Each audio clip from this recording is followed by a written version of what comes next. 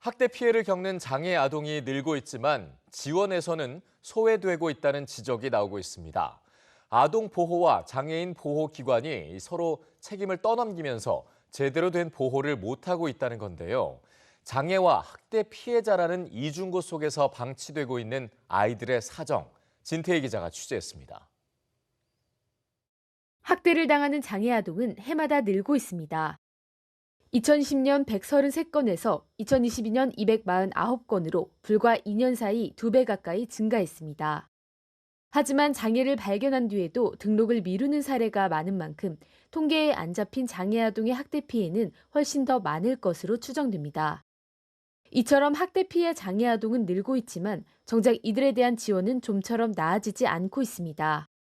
학대 피해 아동을 지원하는 기관과 장애인 지원 기관이 각각 분절된 상태로 이들을 지원하고 있기 때문입니다.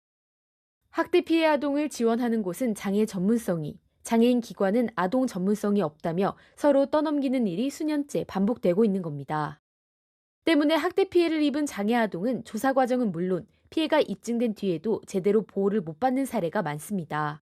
저희가 학대 피해 25시설로 이 아동을 보호회소를 갔을 때 장애의 특성이 나타나게 되면 이 친구 장애가 있어서 안 돼요 라고 거절을 해서 입소가 안 되는 그런 어려움이 있었습니다. 기관들이 서로 관할만 따지는 사이 정확한 실태 역시 파악되지 않고 있습니다. 현재 학대 피해 장애 아동 통계는 아동 학대 시스템과 연계되지 않고 장애인 권익 옹호기관이 관리하는 사례만을 대상으로 합니다. 따라서 지금은 실제 사례보다 축소돼 집계되고 있을 가능성이 큽니다.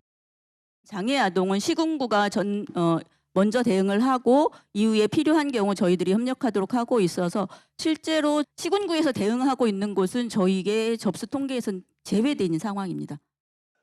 전문가들은 학대 피해 장애 아동을 보호하려면 각 기관의 협력과 함께 인력과 예산을 확보하는 것이 중요한 과제라고 지적합니다.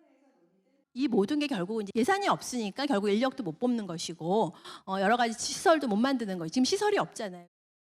장애와 학대 피해자라는 이중고 속에서 기관 간 책임 떠넘기기로 방치되고 있는 아이들. 구체적인 지침을 바탕으로 밀도 높은 협력 체계를 구축해 안전망을 강화해야 한다는 목소리가 높습니다. EBS 뉴스 진태입니다.